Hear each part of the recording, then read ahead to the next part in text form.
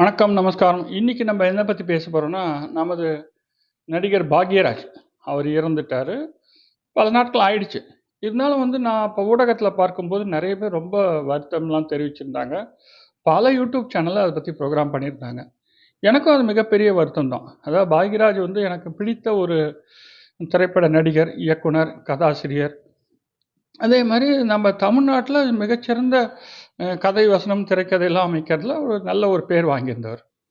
ஆனா, இப்ப என்னன்னா, இப்ப நான் நெறைய பாக்யராஜ் படங்கள் பார்த்துருக்கேன். ஆல்மோஸ்ட் பாக்யராஜ் நடிச்ச அத்தன படங்களும் பார்த்துருக்கேன். சுவரில்லா சித்திரங்கள் ஆரம்பிச்சு, மௌன கீதங்கள், புதிய வார்ப்புகள், அதுக்கப்புறம் அவரோட படங்கள் ராசுகுட்டி, சின்ன வீடு, வேட்டிய மடிச்சுக்கட்டு, நெறைய படம். எல்லாமே பார்த்துருக்கோம் நம்ம. முந்தானை முடிச்சு, ஸோ எல்லாமே. ஸோ இப்ப இதுல ஒரு முக்கியமான விஷயம் என்னன்னா, இப்ப நடிகர்கள் எப்பயுமே நம்மளோட வாழ்ந்துட்டு இருக்காங்க அப்படிங்கிறத நான் ஃபீல் பண்ணுவேன்.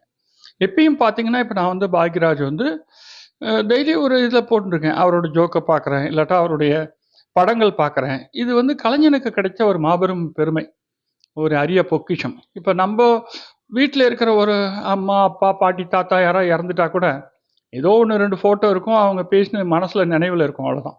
ஆனா இவங்களுக்கு காலத்தால் அழியாத ஒரு பொக்கிஷமா அவங்களுடைய படங்கள், அவங்களுடைய பாடல்கள், அவங்க நடிச்ச விஷயங்கள், அதுக்கப்புறம் அவங்க பேசின யூடியூப் ப்ரோகிராம்கள், நிகழ்ச்சிகள், அதுக்கப்புறம் அவங்களே வச்சிருந்த உங்களுக்கே பாக்யராஜ்ங்கிற மாரி யூடியூப் வெப்சைட்டு, அதில நெறைய ப்ரோகிராம்ஸு. ஸோ, அதனால டெய்லியே இப்போ ஒரு பாக்யராஜோட ஒருத்தர் பேசுறத கேட்கணும் அப்படின்னா, நம்ம அதில கேட்கலாம். ஏன்னா, இப்ப நம்ப ஒரு ரசிகரா இருக்கிற எல்லாரும் லட்சக்கணக்கான, கோடிக்கணக்கான மக்கள் பார்த்தீங்கன்னா, ஒரு கலைஞன நேரா பார்க்கறதே கிடையாது. நம்மள பொறுத்தவரை ஒரு கலைஞன் அப்படிங்கிறவரு, நமக்கு ஒரு மீடியா மூலமா தொடர்புல இருக்கிறது. நமக்கு பாக்யராஜ் பார்த்தா ரொம்ப க்ளோஸா தெரியும். ஏன்னா டெய்லி அவர் நம்ம படம் பார்க்குறோம், பேசுறோம். அதான் பேசுறவங்க தான் அவர கேட்குறோம். கேட்கும்போது நம்ம ஆஸ் இஃப் ஒரு ஃப்ரெண்டு மாரி ஃபீல் பண்றோம். இதுதான் ரியாலிட்டி. இந்த ரியாலிட்டி தான் நான் சொல்றேன்.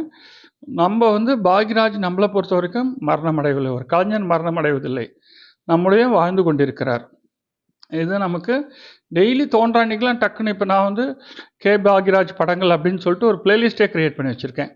அவர் முதல் படத்துலேருந்து கடைசி படம் வரைக்கும் எல்லாமே இருக்குது. இந்த மாதிரி நான் பிளேலிஸ்ட் நிறைய நடிகர்களுக்கு கிரியேட் பண்ணியிருக்கேன். புரட்சித் தலைவர் எம்ஜிஆர் அவர்களுக்கு கிரியேட் பண்ணியிருக்கேன். நம்ம முதல்வர் விஜய் அவர்களுக்கு கிரியேட் பண்ணியிருக்கேன். இப்போ கமல்ஹாசன் பிளேலிஸ்ட் கிரியேட் பண்ணியிருக்கேன். சிவாஜி கணேசன் பிளேலிஸ்ட் கிரியேட் பண்ணியிருக்கேன். இளையராஜா மியூசிக் அமைச்ச பாடல்கள் எல்லாம் ஒன்றுனா சேர்த்துன்னு கிட்டத்தட்ட 500 படங்கள் ஒரு பிளேலிஸ்ட் கிரியேட் பண்ணிட்டேன். கிட்டத்தட்ட 2000க்கும் மேற்பட்ட படங்கள் இந்த மாதிரி பிளேலிஸ்ட்டாக கிரியேட் பண்ணி என்னோடய யூடியூப் சேனலில் வச்சுருக்கேன். நீங்களாமும் போய் பார்க்கலாம். பிளேலிஸ்ட் அப்படிங்கிறதுல பார்த்தீங்கன்னா நான் ஒரு நூற்றுக்கணக்கான பிளேலிஸ்ட் கிரியேட் பண்ணியிருக்கேன்.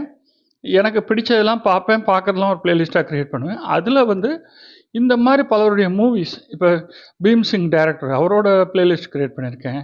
மோகன்ஜி சத்ரியன் அவரோட பிளேலிஸ்ட் கிரியேட் பண்ணியிருக்கேன். இந்த மாதிரி தொடர்ந்து பிளேலிஸ்ட்லாம் கிரியேட் பண்ணியிருக்கேன். அதில் எல்லா படங்களும் நம்ம இணைச்சு பார்க்குறோம். அதே மாதிரி சூப்பர் ஸ்டார் ரஜினிகாந்தோட பிளேலிஸ்ட் எல்லா படங்களும் கிரியேட் பண்ணியாச்சு. ஸோ அது எல்லாமே நீங்கள் பார்த்து மகிழ முடியும். அது உங்களுக்கு தோணும்போது என்னோடய பிளேலிஸ்ட்டில் போய் பாருங்கள். இந்த படங்கள்லாம் பார்த்து ரசியுங்கள். கலைஞனுக்கு என்றைக்குமே மரணம் இல்லை. என்றுமே கலைஞன் நம்ம கூடயே தான் இருக்கார். அதனால் கலைஞர் பாக்யராஜ் நம்மை விட்டு மறையவில்லை. அவர் நம்முடமே இருக்கும் வாழும் கலைஞராக பாக்யராஜ் வாழ்ந்து கொண்டிருக்கிறார். நன்றி, வணக்கம்.